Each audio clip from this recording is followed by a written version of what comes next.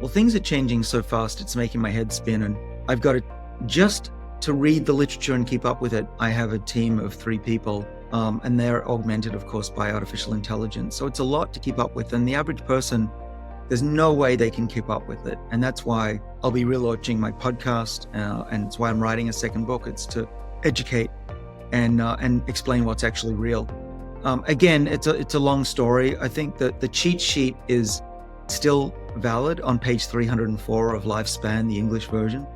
So check that out. But the kind of things that I've seen work well in clinical trials are I still like the resveratrol NMN combination. So this is resveratrol accelerates the sirtuin enzyme and NAD gives the fuel or the gas to the car.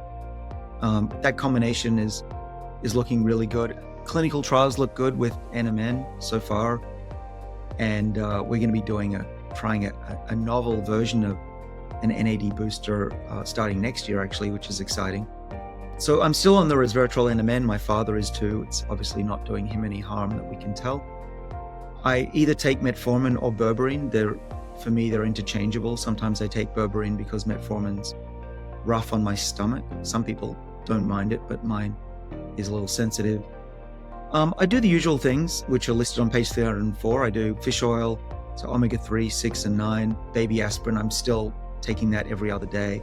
I know there's a debate about aspirin, but I still believe in it based on the data. It seems to be helpful with preventing certain types of cancer and inflammation as well.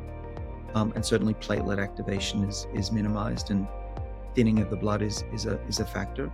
You have to make sure you don't overdo aspirin though, because there are some side effects like bleeding of the stomach, which you have to be aware of. CoQ10 and lipid lowering medicines I'm on. I'm now on a combination of a statin and ezetimibe, which is a cholesterol absorption blocker. And so I've got high cholesterol in my family. And so it's important that I keep my cholesterol levels low in my blood. And so that's been helpful. I've been doing that since I was 29. And from what I know, my cardiovascular system is still very youthful, which is good if I want to make it past 90 in a healthy weight. So those are all the things, I try to move, I try to eat well.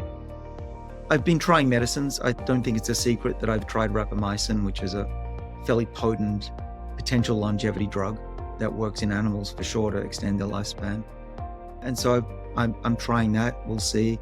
There are some side effects of that you've got to be aware. So make sure you talk to your doctor about that, including insulin resistance that can come from it. So I monitor that. So those are the main things. I do use Inside Tracker to make sure that I've got enough vitamin D and minerals and all of that stuff. As a struggling vegan, I have to make sure my B vitamins in particular are supplemented. So I take a vitamin B complex every other day.